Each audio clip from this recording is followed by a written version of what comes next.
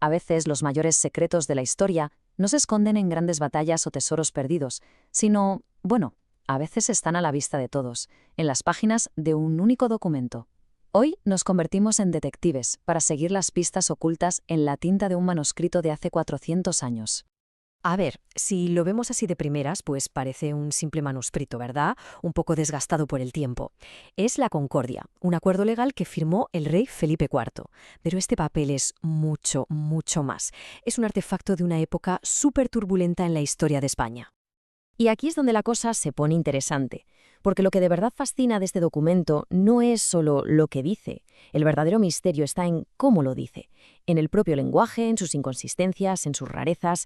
Cada palabra es como una huella dactilar que nos transporta a un mundo que ya no existe. Para poder entender las pistas, lo primero es situarse en la escena del crimen, por así decirlo. Hay que entender el contexto, en qué momento y por qué se escribió este documento. Hay que imaginarse el Aragón de principios del siglo XVII. Era un lugar que lo estaba pasando fatal. Sufría una despoblación galopante, una sequía terrible. Las cosechas eran un desastre. En medio de toda esa crisis, varios pueblos querían independizarse de la ciudad de Alcañiz. Y para rematar, el rey Felipe IV estaba presionando para sacar más dinero y, de paso, recortar libertades. Pues bien, la Concordia nació justo en medio de todo ese caos. Vale, vamos ahora al meollo del asunto, al problema central de nuestra investigación. En el siglo XVII, el español no tenía reglas ortográficas fijas. Era, para que nos entendamos, un caos absoluto, una anarquía. Mirad, esta cita lo clava. Faltaba casi un siglo para que se fundara la Real Academia Española y pusiera un poco de orden. Mientras tanto, escribir era como el salvaje oeste. Cada uno iba por libre y aplicaba sus propias reglas. Y todo este lío venía, básicamente, de un choque de trenes entre dos filosofías. Por un lado estaban los fonetistas, que defendían algo muy sencillo: oye, escribe como hablas y déjate de líos. Pero por otro lado estaban los etimologistas, que decían que no, que la ortografía debía respetar la raíz latina original de las palabras, aunque ya nadie las pronunciara así. Y claro, ese conflicto es el que vemos en cada página de la Concordia. Venga, ahora sí, nos ponemos la lupa de detective y vamos a examinar esas huellas dactilares lingüísticas que fue dejando el escriba, a buscar las pruebas en la propia tinta. Fijaos en esto, que es buenísimo. El sonido que hoy escribimos con J podía aparecer tanto con J como con X, de forma totalmente indistinta. Y lo más loco es que la misma palabra podía aparecer escrita de las dos formas en el mismo documento, a veces con solo unas líneas de diferencia. Y esto es todavía más curioso. Las letras U y V se usaban como si fueran la misma, sin importar si el sonido era de vocal o de consonante.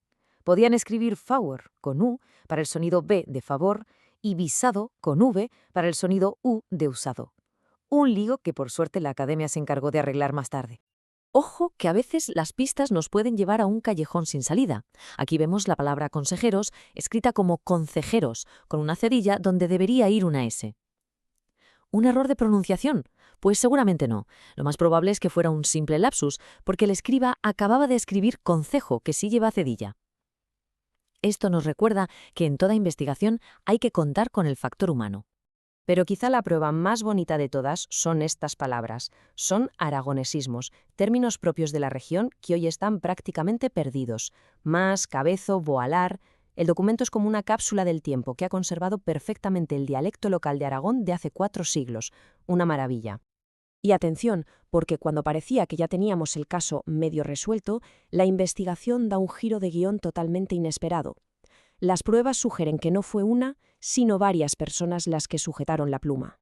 Resulta que si analizamos el texto principal de la Concordia y luego lo comparamos con los documentos que se añadieron al final, las famosas consultas y respuestas, los hábitos de escritura cambian por completo. Y eso solo puede significar una cosa: no estamos ante la obra de una sola persona. A ver, a simple vista la caligrafía es muy parecida, engaña bastante. Hay que tener un ojo muy entrenado para ver las diferencias. Pero si nos olvidamos por un momento de la forma de las letras y nos centramos en las selecciones ortográficas, ahí las pistas se vuelven clarísimas. Y aquí está la prueba del algodón, la prueba irrefutable. El primer escriba, el del texto principal, casi siempre usa la I latina en palabras como reino. Pero el segundo, el de los apéndices, es un fan total de la Y. Escribe Reino, Cuidado, Jaime. Son dos firmas lingüísticas distintas, inconfundibles. Caso resuelto. Muy bien. Con todas las pruebas sobre la mesa, llega el momento del veredicto final. ¿Qué nos revela toda esta investigación sobre el pasado? Pues el análisis nos deja 3 conclusiones muy claras.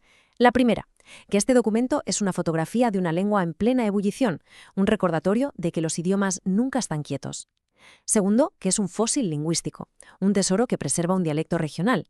Y tercero, y quizá lo más bonito, es que nos cuenta una historia humana, la de personas anónimas que con sus manías y costumbres dejaron su huella en la historia sin ni siquiera saberlo. Y esa es la gran paradoja de esta historia. Fue un rey todopoderoso el que le dio a este documento su validez legal, pero fueron los hábitos cotidianos, las pequeñas manías de uno o varios escribas anónimos los que le dieron su incalculable valor histórico. Y claro, todo esto nos deja pensando. Dentro de 400 años, cuando alguien analice cómo nos comunicamos hoy, ¿qué pistas encontrará? ¿Qué secretos sobre nuestro mundo se esconderán en los correos, en los mensajes de texto o incluso en los emojis que usamos? La historia, al final, siempre se escribe en los detalles más pequeños.